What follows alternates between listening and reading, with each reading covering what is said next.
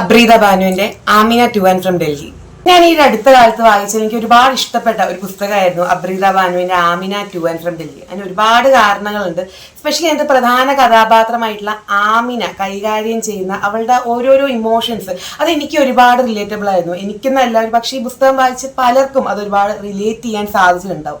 Specially Amina അവളുടെ നാട്ടിൽ നിന്നിട്ട് ഡൽഹിയിലേക്ക് MA സൈക്കോളജി പഠിക്കാൻ വേണ്ടി പോകുമ്പോൾ അവൾക്ക് ഉണ്ടാവുന്ന ഒരുപാട് ടെൻഷൻസും ആൻസൈറ്റീസും അതുപോലെ അവിടെ ചെല്ലുമ്പോൾ എന്തായിരിക്കും അവൾക്ക് അവിടെ ഒരു നല്ല അക്കാഡമിക് ഇയർ അല്ലെങ്കിൽ ഒരുപാട് നല്ല കാര്യങ്ങൾ അവിടെ സംഭവിക്കും എന്നൊക്കെ ഉള്ള അവളുടെ ആ ഒരു ആവലാതിയും ടെൻഷനും ഒക്കെ ഒരു പക്ഷേ നമുക്ക് ഓരോരുത്തർക്കും നമ്മുടെ നാട് വിട്ട് മറ്റൊരു സ്ഥലത്തേക്ക് പോകുമ്പോൾ ഉണ്ടാകുന്നതായിരിക്കും. അതൊക്കെ നമുക്ക് ഒരുപാട് നന്നായിട്ട് റിലേറ്റ് ചെയ്യാൻ സാധിക്കുന്ന രീതിയിലായിരുന്നു അബ്രീത ബാനു ഈ ഒരു പുസ്തകത്തിൽ അവതരിപ്പിച്ചിട്ടുണ്ടായിരുന്നത്.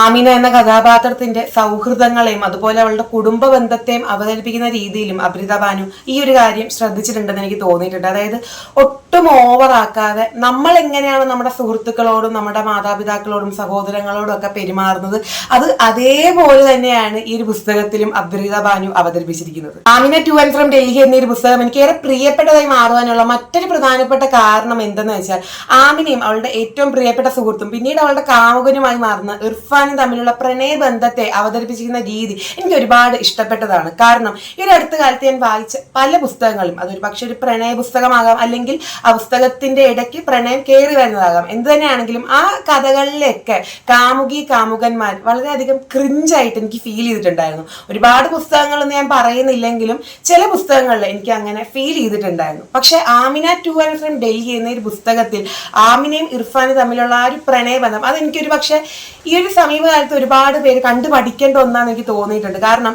അവരിരുവരും ആ ബന്ധത്തിന് നൽകുന്ന ആ ഒരു സ്പേസും അതുപോലെ തന്നെ അവരിരുവരും പരസ്പരം നൽകുന്ന ആ ഒരു ബഹുമാനവും ഒക്കെ എനിക്ക് ഒരുപാട് പ്രിയപ്പെട്ടതായി മാറിയതെന്നാണ്. വളരെ വ്യത്യസ്തമായ പുതുമയുള്ള ഒരു പുസ്തകമാണ് Amina to and from Delhi എന്നൊന്നും ഞാൻ അവകാശപ്പെടുന്നില്ല. പക്ഷേ ഈ ഒരു പുസ്തകം വായിച്ച് നിങ്ങൾ ഒരിക്കലും റിഗ്രറ്റ് ചെയ്തില്ല, മറിച്ച് നിങ്ങൾ ഒരുപാട് സന്തോഷിക്കത്തേ ഉള്ളൂ. അത്രയധികം മനോഹരമായിട്ടുള്ള ഒരു പുസ്തകമാണ് അബ്രീത ബാനുവിന്റെ Amina to and from Delhi. അപ്പൊ നിങ്ങൾ ഇതുവരെ ഈ പുസ്തകം വായിച്ചിട്ടില്ലെങ്കിൽ തീർച്ചയായും ഈ പുസ്തകം വായിക്കാൻ ശ്രമിക്കുക.